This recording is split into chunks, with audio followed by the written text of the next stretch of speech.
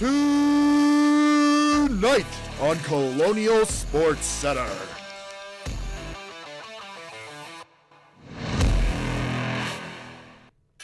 Every week we get closer and closer to the end of the season, but as always at 9:30 every Thursday, we're here to give you all your Colonial sports when you need it. Hello everyone, welcome to Colonial Sports Center. My name is Casey Irwine, joined by Amir Keesley. Amir, we got a lot of great stuff going on in this show today. Oh yes we do, Casey. We're going through track, golf, lacrosse, softball. We're going through it all today. Amir, tons of stuff on the board today. We've got an interview coming up soon. We've got some records coming later. And of course, we've got your top 5 plays at the end of the show, so you don't want to miss anything we have coming up. Now, though, we're going to start with a series for softball. Softball has had a great season so far, and now they were going against 6th place Detroit Mercy. The softball team, currently 2nd place in the Horizon League, look to keep that standing. So in this 3-game matchup, returning home to the North Athletic Complex here at RMU, let's see how softball fared in this matchup. We go over to game 1. RMU in the bottom of the 2nd. It's going to be a bunt right here, but the throw is going to go way over. Aaron Flynn for Detroit Mercy throws it way over. Bad play by the pitcher, but a pitcher had a great day was RMU's Caitlin Molatoris. She was on the mound for the Colonials and had a great start. 6.2 innings pitched, 0 earned runs, and 7 strikeouts. She was fantastic for the Colonials, holding it down. We go to the bottom of the 3rd now. Kusa Johnny steps right up, and she smacks this one out into left center, over the wall, and over the heads of everyone on Detroit Mercy. That one, her 3rd of the season. It sealed the game for the Colonials. They take game 1 4-1 in this one with Kusa Johnny's big-time bomb. Now we go over to game 2. With that win, the Colonials had won 8 of their last 9 against the Titans, so they come into this one with a hot streak. But now we go into the bottom of the 1st. Anna Resnick sees an opportunity, and she takes it. She steals home plate right from the noses of the Titans. Right there, she slides right into home plate, and she just took her opportunity. She knew exactly in the moment the throw was nowhere close, and a smart play by Anna Resnick. But the Colonials were down big, but they were not out just yet in the bottom of the 5th.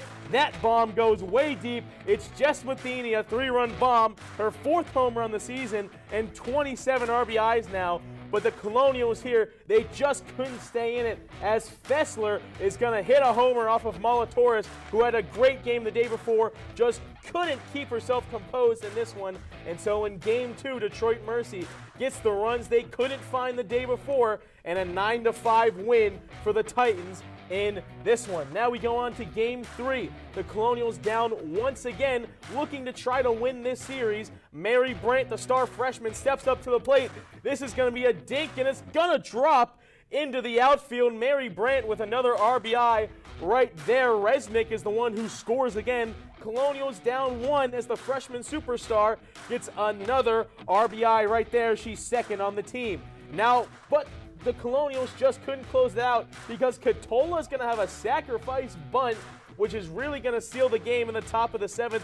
They would get another run on a bases-loaded walk, and you can see right here just a perfect put-down bunt, and the Colonials lose game 3 4-1, and they lose the series 2-1. The Colonials seem to have a rough time with the Titans this series, but coming up next, Casey, we have Colonial Sports Center's very own Melina Kniff, who sat down with Mary Brandt to discuss the person behind the headlines this year. So Melina, take it away.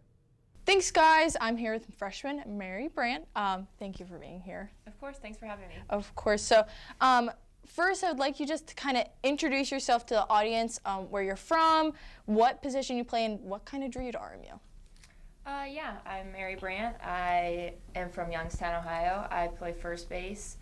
And what kind of drew me to RMU was I wanted to stay close to home, but far enough that I, grew some distance from it. Obviously, coaching and then teammates as well. I wanted to have a family atmosphere for sure, and the coaches preached that, so that really hit my bell. Going back, you played a few sports in high school, and you won some recognition there. When did you realize you wanted to pursue softball and specifically at a collegiate level? I think it was probably like freshman or sophomore year of high school. Obviously, that's when the recruiting process really starts. And so I just enjoy softball the most out of all three of the sports that I played and thought that it would be the one that I'd be most successful in college. So just kind of that. Now that you're here, you're playing a Division I sport. What has that adjustment from high school to the collegiate level been like, even here at RMU, just like connecting with your teammates, things like that? Yeah, it's definitely different, especially going from playing 3 different sports in high school. I didn't really just focus on softball, and obviously now that's all we do, year round. So definitely different, but I honestly like it. I feel like I get to perfect more parts of my game and learn and grow a lot more than I was. And as far as the teammate stuff, obviously, getting thrown in is definitely intimidating, being with a lot of older girls, but our team is amazing in that aspect. Everyone just kind of takes you under their wing, and so it was intimidating at first, but it definitely was easier. Yeah, I was going to say that was kind of one of my questions. How has the team welcomed you as a freshman? I know there's a few upperclassmen, and even like senior Courtney Polich. You guys are going kind of almost for the same record. Is there like a little friendly competition? Is it like she's like a big sister, a little sister type of thing? What has that culture been like? Definitely big sister, little sister type thing. I mean, none of us really have those records in mind. We just play for each other and, go out there and want everyone to do their best. You just cheer everyone on, but definitely I would say all the upperclassmen have that kind of mentality of big sister, little sister. They want all their younger people to be successful just like they were when they were younger, so it's very encouraging. Yeah, that's nice to have like a good support group. That's kind of what a team needs. Yeah. Speaking of, you've made a pretty big impact early on. The season's only been a few weeks. You're coming close to breaking a record, Horizon League Player of the Week. What has been the key to your success so far this season? I think staying very consistent in myself and leaning on my teammates the most. It's a very mental game, and so you can really, we say a lot, ride the roller coaster, and you don't really want to ride the roller coaster. You kind of want to just stay consistent and, just do you. And so leaning on our teammates, our coaches, stuff like that really helps in that aspect. Yeah, is there, with the team, even with yourself, is there like a specific moment in a game this season that really stands out to you, either as your favorite or something kind of defining? I would say probably my first career home run, just because I don't think I'll forget that, and seeing how happy my teammates were for me, that's just, I think I'll remember that forever. Is there like a phrase or something that the team does that's like an inside joke, something that's just for you guys that you could share with the fans to give them just something a little bit inside scoop on you guys? I know the hat's one thing. I was going to say, we really have ran with the big hat. I know it's our home run hat, but now our one teammate just wears it every single game. Yeah, you can see her in the broadcast. She always has it on, so I was going to say. Definitely always having that in the dugout for sure. Well, thank you so much. You can see Mary and the softball team face off on Friday, April 18th against Purdue Fort Wayne at 3 p.m. Now I'm going to send it back to the guys. Thank you, Melina, and a huge thank you to Mary Brandt for sitting down with us. Now, going forward, she's going to be a very important piece of this team, Casey. Yeah, a very important piece of this very good softball team. But Amir, you know what else was really good this past season? Men's basketball. And they've got some brand new faces to try to get this team back to March Madness. And those faces are coming up after this on Colonial Sports Center, as well as some breaking records here for RMU Athletics. So stick around here on RMU-TV's Colonial Sports Center.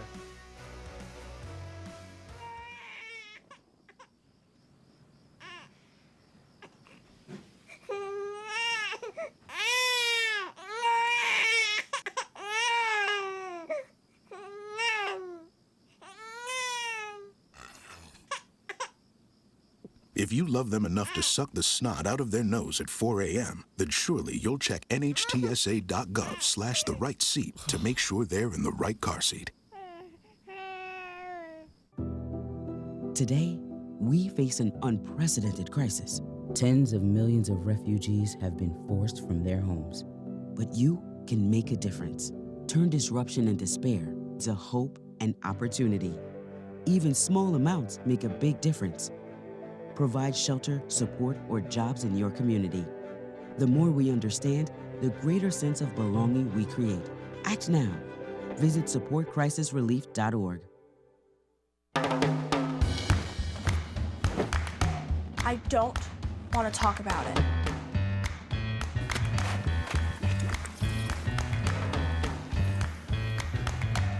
I don't want to talk about it.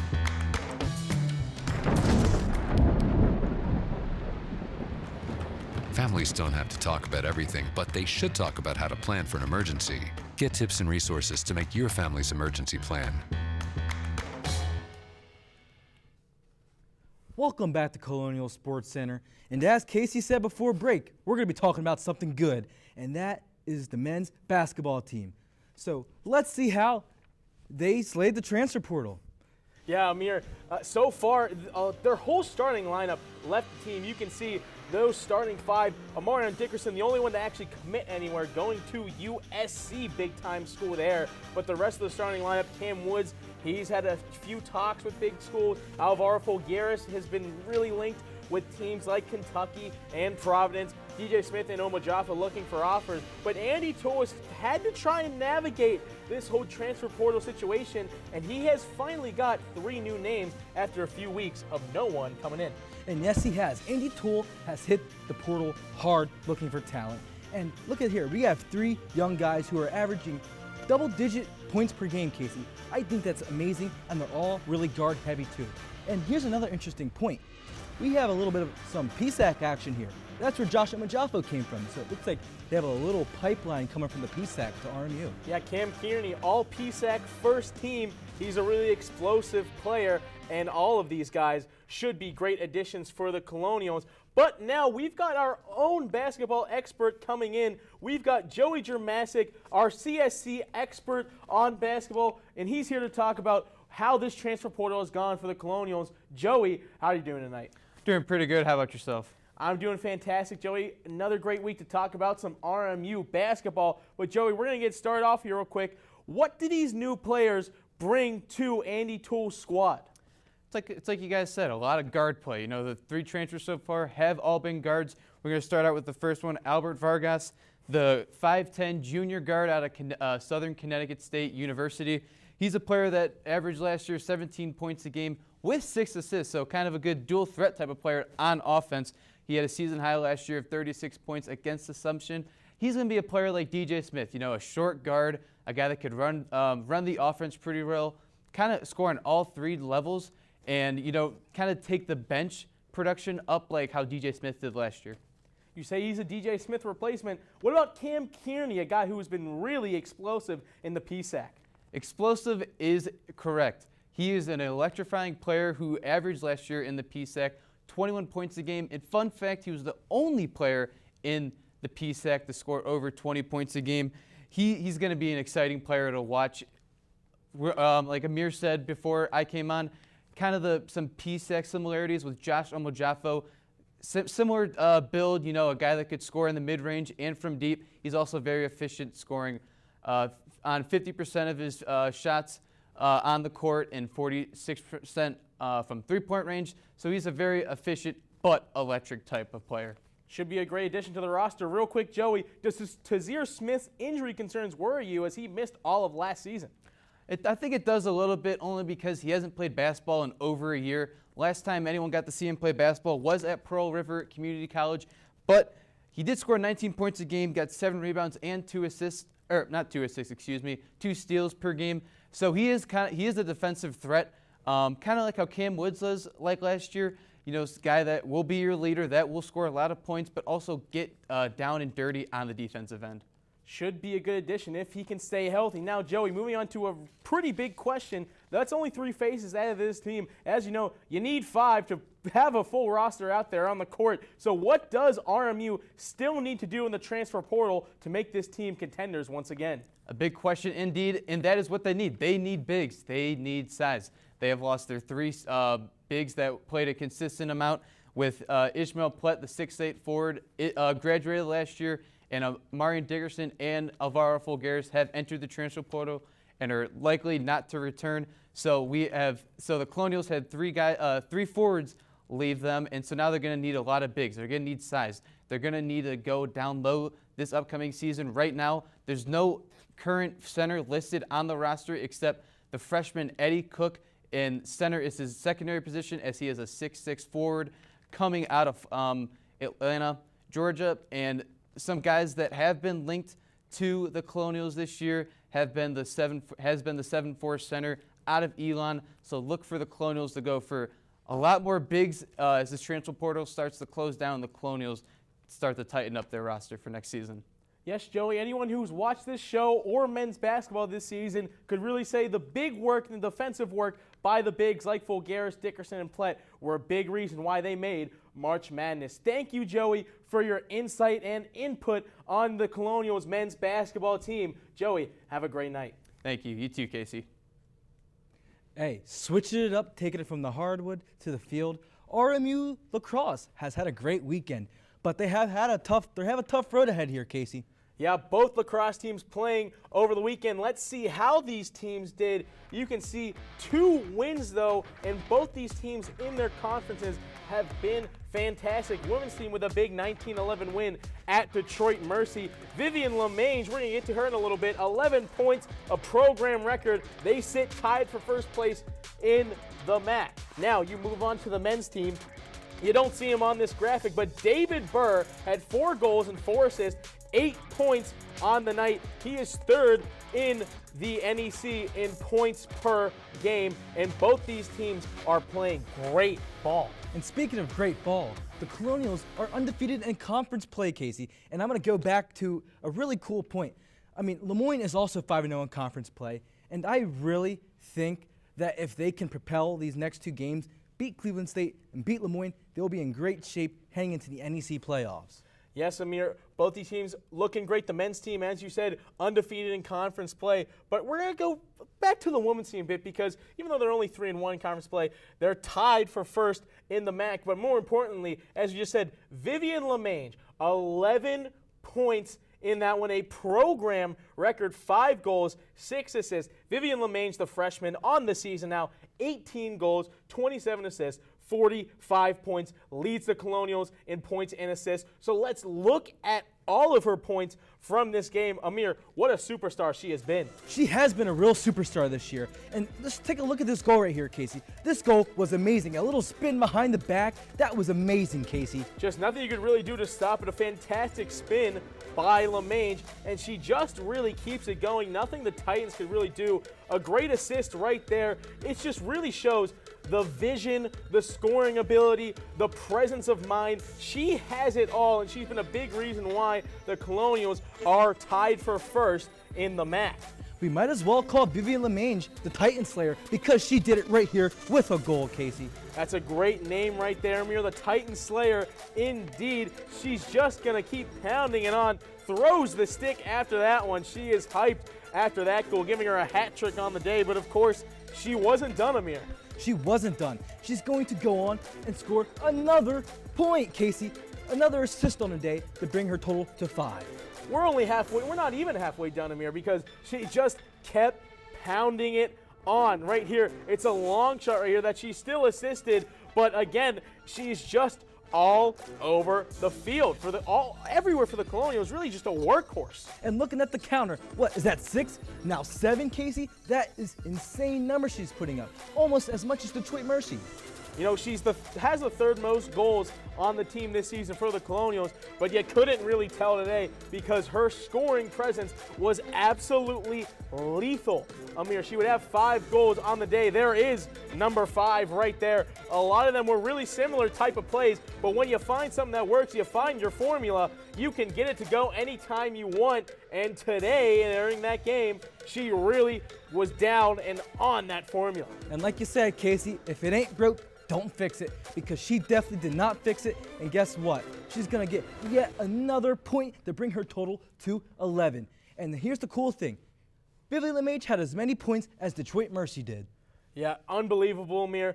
when you got something like that, nothing needs fixing. And right now, she is really putting it on for the Colonials, having them tied for first, as we said, in the MAC. Well, coming up after this, you thought we might have been done with records after this Lemaine talk, but we're not done. We've got 3 more records coming up after this, and of course, we got to end the show with our top 5 plays, so you don't want to miss it here on Colonial Sports Center. Do you want to meet a family with a transgender kid? Here we are. Max loves to do backflips. Max loves to play his ukulele.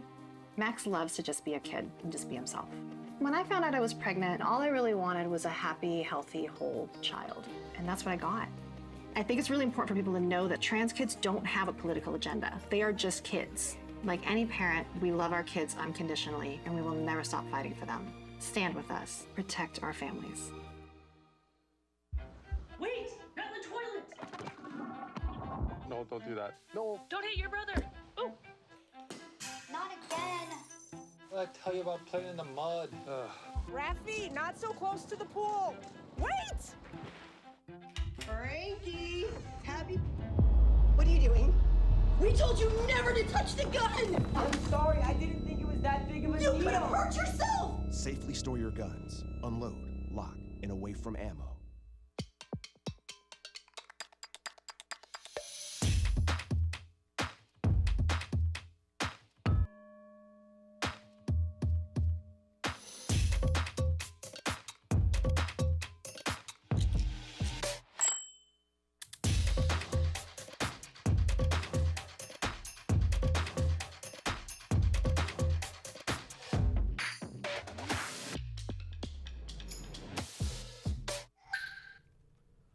Welcome back to Colonial Sports Center. We're going to be talking about some RMU men's golf. And a few days after Rory McIlroy's great win at the Masters, we're going to see how the Colonials fared down at the Mountaineer Invitational in West Virginia.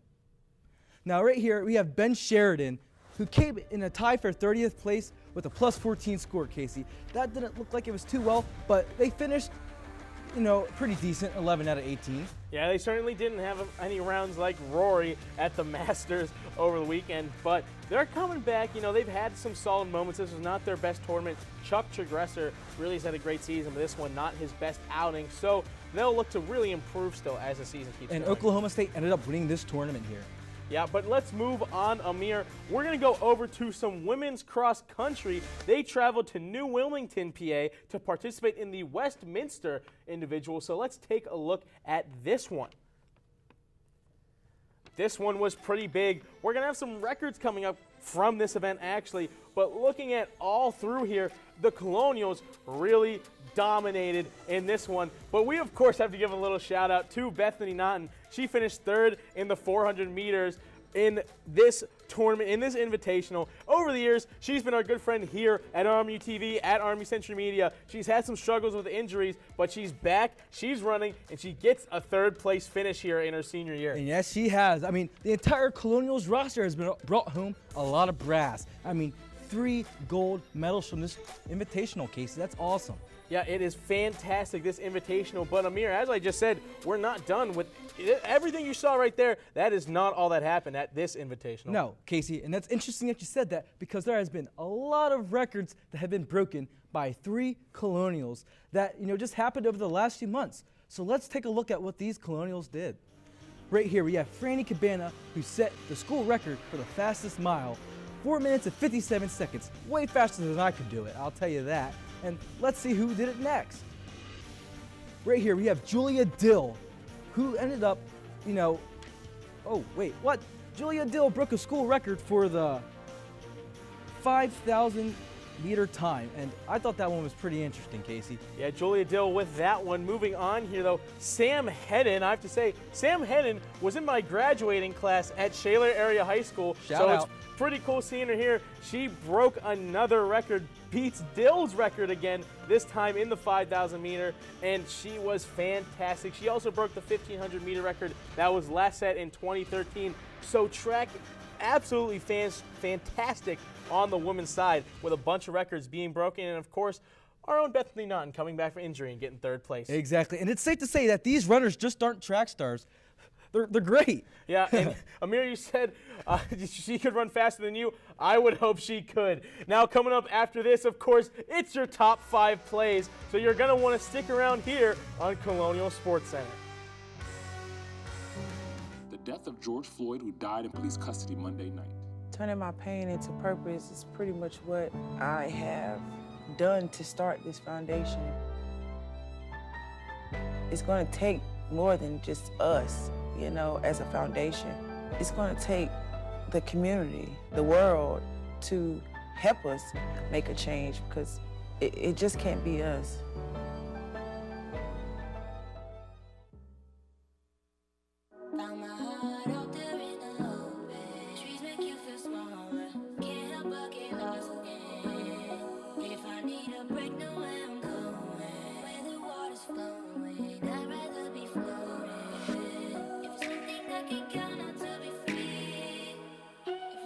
Feel the beat of nature at a park or forest near you.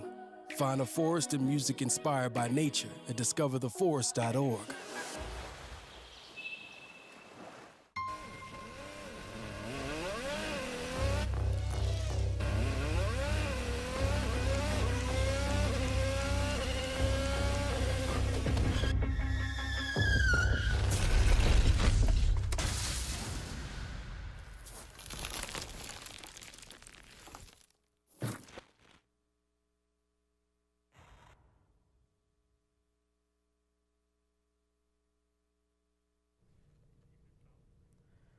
Welcome back to Colonial Sports Center. We're going right into our top 5 plays. Spring's coming, flowers are blossoming, and there's plenty of blossoms in these top 5 plays. We're going to go over to women's lacrosse. It's going to be Chelsea Coleman with the fantastic goal, one of LeMange's many assists. Chelsea Coleman with a fantastic goal to close the game out here late in that game. And at top 5 play, number 4, we have number 4, Jenna Irwin. She's going to super sprint down the field, past the defenders, going towards the crease. Oh, she's going to stutter step, and she's going to get her with a goal. Amir, a great run right there by Jenna Irwin. Now we move on to number 3. Jenna Irwin's going to have the ball again to start this play out. She's going to get it on over right here to Vivian LeMange. She's going to spin, put it right over the goalie's head, drops her stick because she knows what she just did was a mic dropper right there, Amir. Yes, it was. It was definitely a mic drop, and that was a statement right there with the slam of that stick. Great work there once again by LeMange. And with number 2, we've seen this before. Detroit Mercy Robert Morris up at the NAC. We're taking it back to the NAC for softball. Right here, we have, Christian Gianni at the plate. Oh, the catcher throws it, and then she throws it back. Oh, the ball went past the catcher. That's not good. But guess who scored right here? Anna Risnick.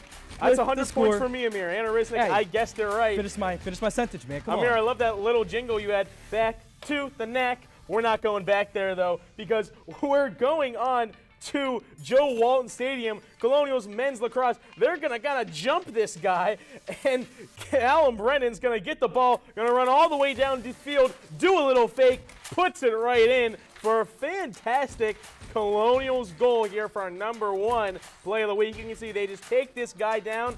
Brennan picks it up, and from there he only had his eyes on goal, and he scores our number 1 play of the week. Speaking of keeping your eyes on a goal, we need to keep an eye on those Colonials. I mean, right here, Colonial Robert Morris men's lacrosse will be playing Cleveland State, and this is the game to watch of the week. If they beat Cleveland State, they'll be in sole first place, depending on what the result of the Lemoyne game is. Casey, and the player to watch is Bo Columbus with 4 goals and 97 ground balls, who leads the team. And you also got to watch out for Amiri Austin, who has 14 goals and 11 assists this season. Amir, that might be your game to watch, but I've got some of my own. You got to watch out for softball. They have a series against 4th place Purdue Fort Wayne. Courtney Polich, the superstar, 8 home runs, 39 RBIs.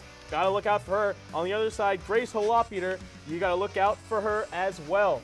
So those are our top 2 games to watch out for this week, along with our top 5 plays in here. And Casey, to be quite honest with you, that Purdue Fort Wayne team needs to watch out a lot more for than just Courtney Polich. They need to watch out for Mary Brandt, you know, all of them.